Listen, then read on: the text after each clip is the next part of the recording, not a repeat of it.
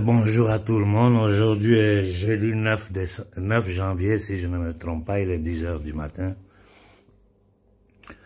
Bon, excusez-moi pour ceux qui sont en train de m'appeler. Si je ne réponds pas au téléphone, c'est parce que je suis pas en condition de répondre. Et puis, quand on n'est pas ami à quelqu'un, on ne lui fait pas un coup de téléphone vidéo. Parce que tu ne sais pas dans quelles conditions je me trouve. Si je suis au lit, si je suis au travail, si je suis dans une réunion secrète. Avant de faire une vidéo téléphone à quelqu'un, il faut demander son autorisation. C'est une question d'éducation. Ceci dit, j'ai essayé de lire un peu de messages ce matin. Qu'est-ce que vous voulez que moi je dise? En ce moment, je ne peux qu'observer et essayer de faire tout ce que je peux sur l'échiquier international pour faire passer le message de la jeunesse africaine. C'est tout ce que nous pouvons faire. Essayer de faire pression ici, depuis la diaspora, faire entendre nos voix. Et on sait ce que c'est en train de nous coûter. Nous sommes devant une situation où on ne peut plus tourner le visage. C'est pas possible. C'est pas possible. Et tout ce que nos dirigeants sont en train de fournir comme effort, si les gens vont pas nier, ça sera censuré. Donc ça veut dire que l'opinion publique mondiale ne sait rien de ce qui se passe en Afrique. Je vous dis, ils ne savent rien. Peu de gens savent exactement quelle est la condition réelle, quelle est la situation réelle africaine. Parce que tout est censuré, il manque de... Regardez ce petit malade mental de Macron, ce qu'il a osé dire. C'est-à-dire, c'est là que tu te rends compte du degré de foutaise. C'est-à-dire du degré de foutaise que ces gens-là ont envers nous. Quand je dis ces gens, je ne parle pas des races, des peuples. Je parle de cette maudite élite anglo-sioniste, atlantico-sioniste, les marchands de la monnaie, ceux qui gouvernent ce monde par le mensonge, la manipulation et la violence. Tu écoutes le discours de Macron, tu te demandes si ce gars-là, il ne peut pas être normal. Ce sont des démons. Ce sont eux qui créent le terrorisme.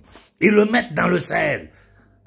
Ils détruisent nos populations. Ils tentent de déstabiliser toute la zone sahélo-sahélienne. Et ils viennent nous dire, de lui dire merci, sans même se rendre compte. Mais c'est grave.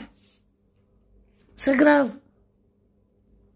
De l'esclavage à la colonisation, aux travaux forcés, au néocolonialisme, à la violence terroriste que nos peuples sont en train de subir. Eux-mêmes, ils créent ça pour venir occuper notre territoire avec l'excuse qu'ils sont venus lutter contre le terrorisme.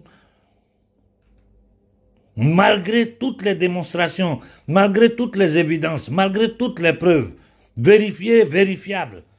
Aujourd'hui, ce n'est pas seulement les activistes qui parlent, même les gouvernements africains ont commencé à parler. Ils osent sortir à Mondovision pour faire un tel discours, nous traiter d'ingrats. Nous qui avons lutté pour libérer la France. Nous qui avons versé le sang pour une guerre qui ne nous regardait pas. Nous qui avons aidé la France économiquement pendant cette guerre. Et nous qui avons été récompensés par le massacre de Tiaroy. L'imposition du franc CFA, le système nazi que les Allemands avaient appliqué à la France. De Gaulle a pris la même chose, il l'a appliqué aux Africains.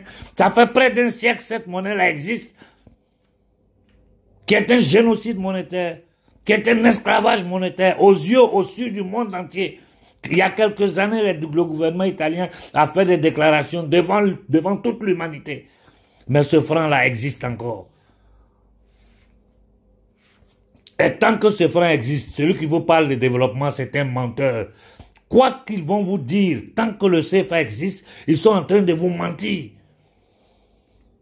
Le CFA est pire que les chaînes qu'on met dans les pieds ou dans les mains de quelqu'un. Et je ne vais pas rester là, encore une fois, à parler à nos dirigeants. Ils savent ce qu'ils doivent faire. Ils savent ce que les Africains veulent. Le seul conseil que je peux leur donner, surtout à ceux de l'AES, parce que c'est ceux-là que nous observons, c'est ceux-là que nous voulons accompagner, c'est ceux-là que nous voulons aider. Lisez l'Afrique nouvelle. Ne commettez pas les erreurs que les marchands de la monnaie sont en train de commettre. Moi, je le répète tous les jours, et aux Français, et aux Italiens, que vos gouvernements, vos politiciens lisent l'Afrique nouvelle. L'Afrique d'aujourd'hui, là, ce que nous, notre génération a subi, la nouvelle génération ne pourra pas le subir. Et si vous continuez à massacrer nos populations, si vous continuez dans cette stratégie du chaos, du désordre, de la désolation, vous risquez de retrouver toutes vos ambassades fermées en Afrique. Parce qu'on va arriver à un point où la jeunesse va se lever. C'est pas aller manifester pacifiquement. Hein. Ce qu'ils vont faire va vous dépasser. Et toutes les conséquences seront la responsabilité des batraciens comme Macron. Après cette divagation, moi je pose toujours une question. Qu'est-ce que nous faisons? Les young leaders boys de Schwab du panafricanisme, ils veulent devenir président en Afrique. Président de quoi? Pendant que vous n'êtes pas président, vous ne pouvez même pas parler. C'est quand vous allez être président que vous allez parler. Arrêtez de vous foutre de la gueule des Africains. Vous êtes une honte des jeunes garçons qui sont prêts à vendre l'âme au diable pour leur ascension sociale. Même vous n'avez plus aucune crédibilité. Pour mettre quelqu'un dans une salle, vous devez mettre l'argent dans la poche. Pour payer les gens pour les faire venir. Moi, Konaré, n'importe où je débarque, si on dit Konaré là, la foule vient. Parce qu'ils savent que je suis venu leur dire la vérité. Au prix, au risque de ma vie. C'est une lutte de libération. Nous ne sommes pas dans un processus démocratique. D'ailleurs, la démocratie aujourd'hui, sur cette planète, n'existe pas. Nous sommes devant une guerre contre l'humanité. Une élite satanique. Ce que j'appelle les marchands de la monnaie, de la dette, qui veulent prendre totalement contrôle de l'humanité. Et dans leur projet, c'est tellement simple. Ils le disent clairement, c'est écrit partout. Il faut une dépopulation. Et c'est l'Organisation mondiale de la santé, gérée par un eugéniste, un ex-terroriste, qui veulent par tous les moyens, par toutes les excuses, inoculer les Africains. Transformer notre territoire en zone d'expérience pour leur biolab. Et vous avez ces nègres des salons au Bénin, au Togo, et tous, à part ces trois-là que nous regardons, il y a une personne comme Assini. Moi, je le dis publiquement, je n'ai pas un grain de confiance à Assini. Un seul grain de confiance à Assini, je n'ai pas. J'ai presque été son griot dans les débuts. Mais j'ai observé, j'ai vu. Mais vous vous rappelez Banque mondiale, Fonds monétaire international? On a dû sortir pour arrêter ça et ils n'ont pas encore arrêté. Ils continuent de traiter avec eux derrière le rideau. Les Africains ont dit à Assini, reste au pouvoir tant qu'il y a à lutter pour le Mali. Il dit non, il va aller aux élections. Il va aller aux élections. Ça, c'est les directives de l'Union européenne, de la Banque mondiale, du Fonds monétaire international. Nous, le peuple, nous qui avons le pouvoir, on te dit, il n'y a pas d'élection. Reste là, fais ce que nous te demandons. Toi, tu dis non, tu vas aller aux élections. On va aller aux élections. Et tu vas voir si tu vas gagner. Moi, je dis, je suis jamais pressé. Quand l'élection va sortir, c'est là nous, on va sortir les dossiers. Si tu peux, redresse la barre. Si tu peux pas, sache que tu vas partir à la honte. Les Maliens vous regardent. C'est la situation politique du Mali qui fait que les gens vous regardent, ils ne disent rien. Parce qu'ils savent que nous sommes en guerre. Et quand on est en guerre, c'est pas le moment de faire tomber un gouvernement. Mais ne pensez pas que vous pouvez manipuler quelqu'un avec vos vidéomans affamés à qui vous donnez quelques billets. Mettez-vous au travail, nous allons vous soutenir. Vous ne vous mettez pas au travail, vous allez tomber parce que ce monde-là est en train de changer. Il va changer, quel que soit le prix que ça va coûter à l'humanité.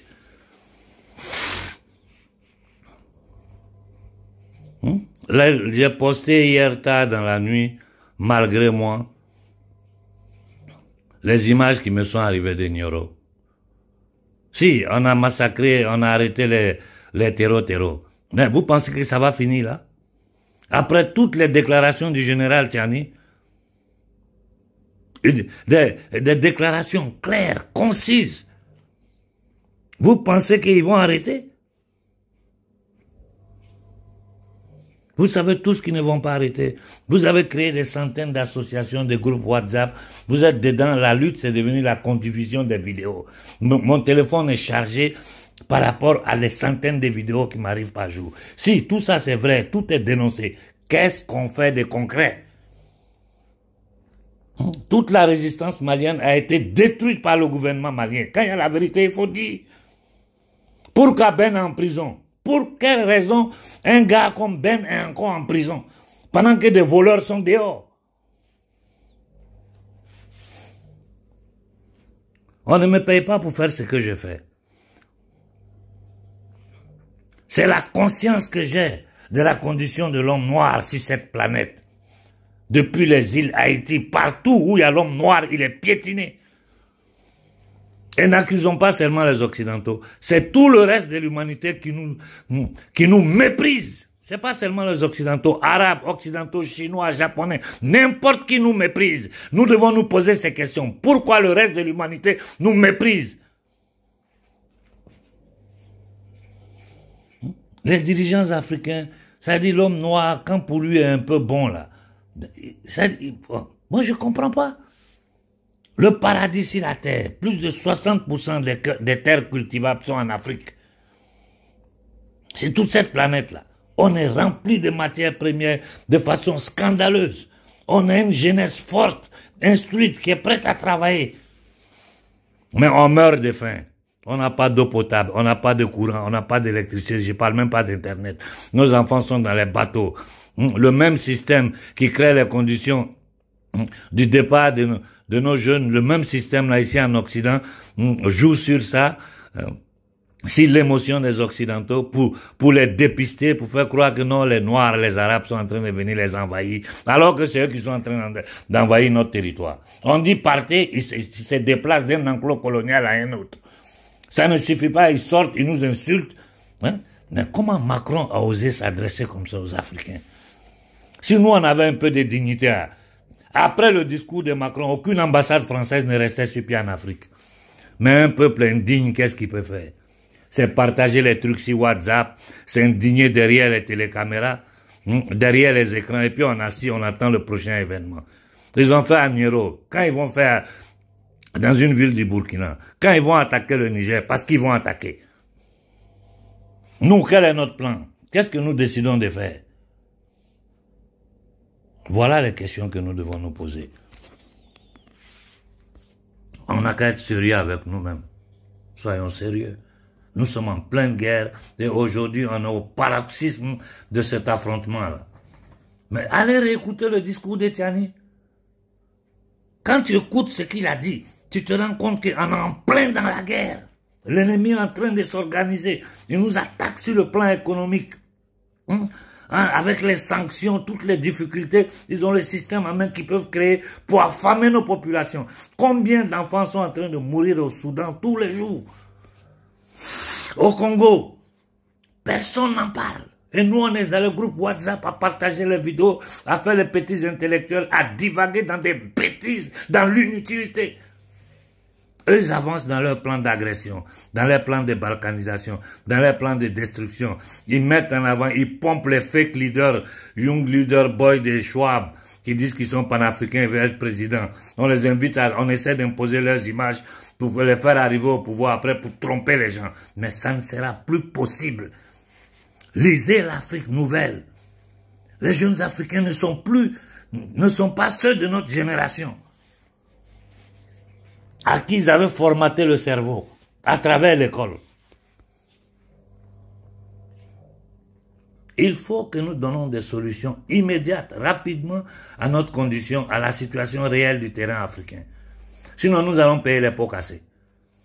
Et quand ça va péter là, que personne ne vienne sur la toile se plaindre, parce qu'ils ont pu le faire, parce que vous êtes restés inertes.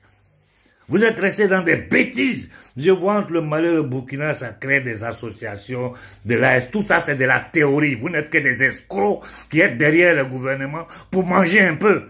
Sinon, attaquer ce système occidental-là, il est très simple. Je vous ai dit, on n'a pas besoin d'armes, on n'a pas besoin de violence. Nous encerclons l'ambassade des États-Unis de France. Avec des revendications claires, j'ai dit encercler des millions de Noirs devant ces ambassades-là. Mais quand un pays comme le Mali envoie des preuves au Conseil de sécurité des Nations Unies pour l'ouverture d'un débat sur les crimes du gouvernement Rothschild de France, ils mettent le droit de veto, ils bloquent. Quand le capitaine Ibrahim Traoré fait des déclarations, je dirais historiques, Il y a un silence total. Ils font semblant de ne pas voir. Ils continuent dans leur plan. Et ils continuent même sans se cacher. Jusqu'à ce qu'ils arrivent à dire, il faut que nous nous organisons pour aller recoloniser l'Afrique.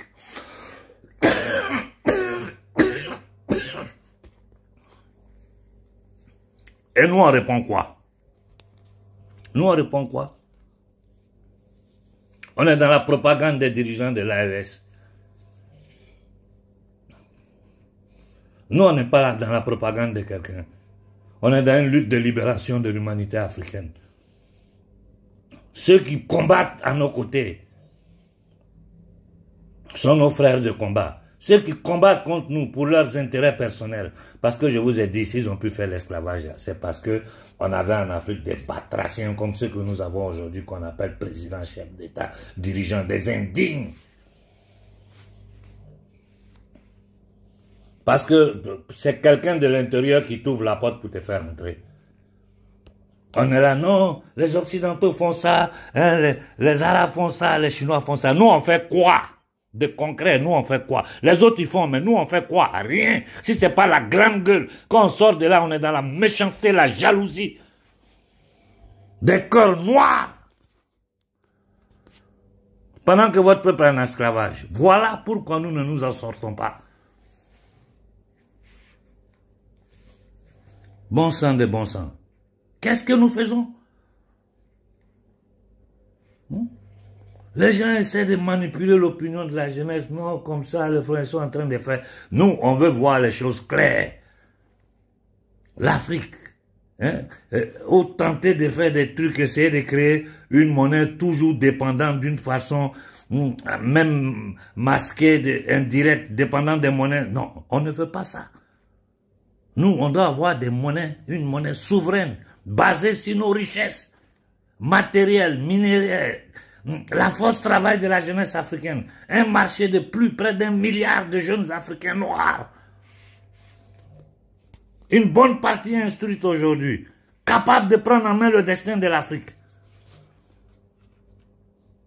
Et nous sommes là, on est dans des discours, on est dans les groupes WhatsApp, passer la journée, toute la journée, vous ne faites que partager les vidéos. Toute la journée, les gens ne font que faire les prodada, les publicités. Toute la journée, les activistes alimentaires ne font que faire la propagande des dirigeants de l'AES. De concret, nous avons quoi? Il y a eu l'attaque de Nioro avant-hier, non? Attendons demain pour voir ce qu'ils vont faire. Attendons qu'ils attaquent avec violence les institutions dans les capitales africaines. Attendons qu'ils envahissent certaines zones de l'Afrique, parce qu'ils vont le faire.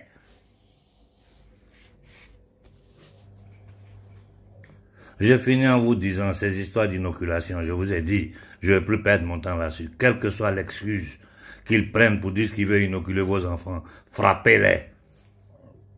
Quelqu'un qui te tient dans la faim, dans la misère, qui t'envoie des terroristes tuer ta famille, cette même personne dit, elle vient te soigner, toi tu crois. Cette même personne dit, elle va t'aider à te développer, toi tu crois. Depuis 75 ans, combien de milliards ils ont donné à l'Afrique? Le résultat est sous nos yeux. Je ne dis pas les technologies avancées que nous avons ici. L'eau potable, on n'a pas chez nous en Afrique. Un peu de dignité pour notre peuple, un peu de conscience, un peu d'humilité. Et surtout, la conscience que c'est notre nombre qui est notre force. C'est seulement dans l'unité des vrais patriotes, des vrais panafricains, que nous pouvons sortir l'Afrique de là. Nos gouvernements, ils ne peuvent rien, je vous dis. Ils vont résister. Vous avez vu le cas de Gbagbo, il a résisté, jusqu'à ils l'ont fait tomber. Le prendre, le déporter. Combien de coups d'État ils ont tenté au Burkina? Combien de coups d'État? Et vous pensez qu'en ce moment, ils ne vont pas tenter un coup d'État si Tiani fait vraiment ce que le peuple nigérien veut. Ils vont tout faire pour le faire tomber, pas tous les moyens. Quand ils ne peuvent pas être empoisonnés, combien ils ont empoisonné? Fidel Castro a subi plus de 600 attentats pendant sa vie. Les gens tuent les présidents américains. Combien ils en ont tué? Chez nous, on peut faire la liste des gens qu'ils ont tués. Et devant un pouvoir satanique comme ça.